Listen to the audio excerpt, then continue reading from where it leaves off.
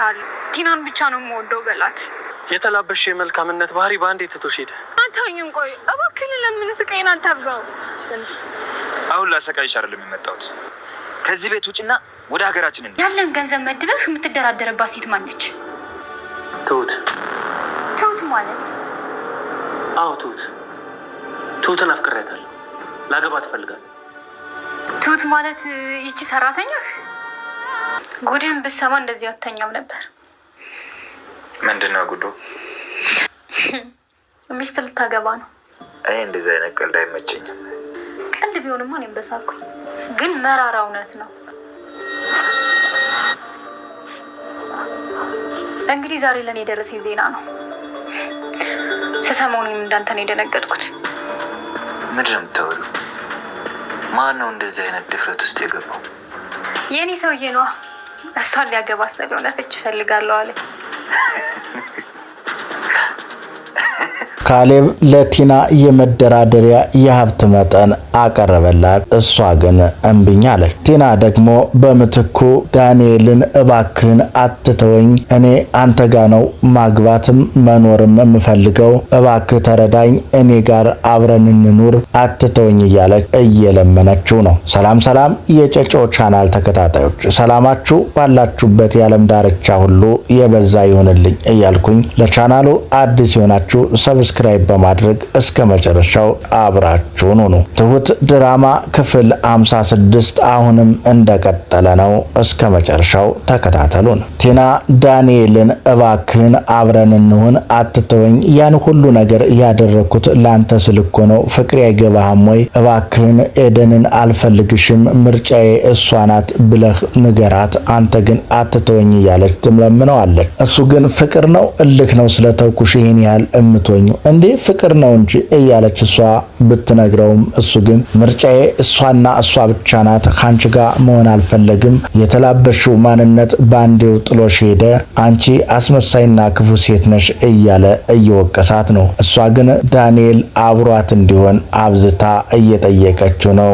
ግን ባለችበት እንደቆመች እሱ ጥሏት ሄደ። ትሁት በጣም ተጨንቃለች። የሚከታተላት ሰውዬ ከክፍለ ሀገር ድረስ መጥቶ አሁን ደግሞ ባለችበት በምትኖርበት እየተከታተላት መሆኑ አስጨንቋት ከቤተሰቧ ጋር በዚህ ጉዳይም ጭምር እያወራች ነው። ይህንን ንፋስ ልትወስድ ወጥታ እያወራች በነበረበት ሰዓት እሱ ተከታትሎ ይደርስባታል። ያኔ በስጨት ብላ ለምን አትወኝም? ለምን ትከታተለኛለህ? ካለኔ መኖር አትችልም እንዴ? እያለች ብትጠይቀውም አዎ እኔ ካላንቺ መኖር አልችልም፣ በፍጹም አታሰቃይኝ እያለ ብትጠይቀውም መሰቃይ ካልፈለግሽ ነይ ወደኔ እያለ ይጠይቃታል። እኔ አንተ ጋር መሆን የምችለው አስከሬኔ ከሆነ ብቻ ነው፣ አንተ ጋር መኖር አልፈልግም፣ እንግዳውስ ስቃይሽን መርጥሻል ማለት ነው እያላት እያስጨነቃት ነው። እሷም የምትይዘው የምትጨብጠው አጣ ተክዛ፣ እሱ ደግሞ እያስፈራራት በቅርቡ ተዘጋጅ፣ ወደ ክፍለ ሀገር ይዤሽ እሄዳለሁ እያለ ጥሏት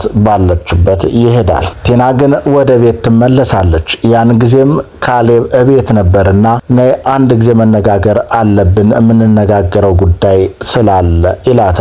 እሷም ደግሞ አሁን ራሴን አሞኛል፣ ማረፍ ፈልጋለሁ፣ በኋላ እንነጋገራለን ትለዋለች። ትንሽ እኮ ነው አያቆየንም ይላታል። እሺ ልስማህ አለችው። ራሽን ያመመሽ ግን በምን ተናደሽ ነው? ስለዚህ ልጠይቀኝ ነው እያለች ብትበሳጭበትም አይ አይደለም፣ እስቲ የፍች ወረቀቱ ላይ ለመፈረም ምን ያህል ልክፈልሽ? የፈለግሽውን ጠይቄ የፈለግሽውን ልስጥሽ፣ ብቻ የፍች ወረቀቱ ላይ ፈርሚልኝ ይላታል። እሷም መኪናውንም ድርጅቱንም ሁሉንም በስም ያድርግልኝ ትላል። እኮ ያባዬ ነው፣ እኔ ግን በስሜ ብዙ ብር አለ፣ የምትፈልጊውን ጠይቂ፣ የፍች ወረቀቱ ላይ ፈርሚልኝ ይላታል። እሱ በፍጹም አይሆንም ትላል። እኔ የራሴን ህይወት መኖር ፈልጋለሁ፣ መውለድ ፈልጋለሁ፣ በደስታ መኖር፣ አባዬንም ማስደሰት፣ የልጅ ልጅን ማሳየት እፈልጋለሁ ይላል። እንዴ ይሄን ሁሉ ዘጭ ያለ ገንዘብ ልከፍለህ ልታገባት የፈለከው ከቶ ማን ትሆን?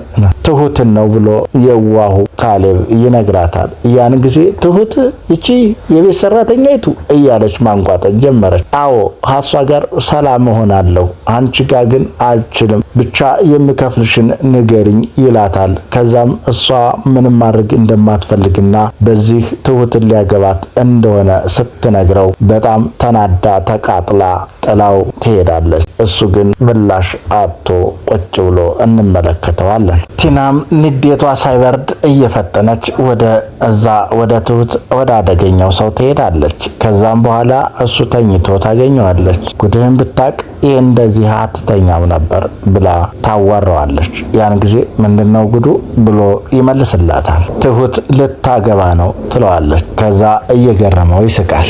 ውሸት ነው ይላል። ውሸት ቢሆን በምን እድል ግን መራራ እውነት ነው ብላ ትለዋለች። ከዛ ብድግ ብሎ በደንብ ሊሰማት እኮ ማንን አለች። እኔ ዛሬ የደረሰኝ ዜና ነው፣ ምንም ማድረግ አይቻልም። ትሁት የኔን ባለቤት ልታገባ ነው። ይኸው ገንዘብ በጅቶ እየተደራደረባትና እሷን ላገባ ነው ፍችኝ እያለ ዛሬ ነገረኝ።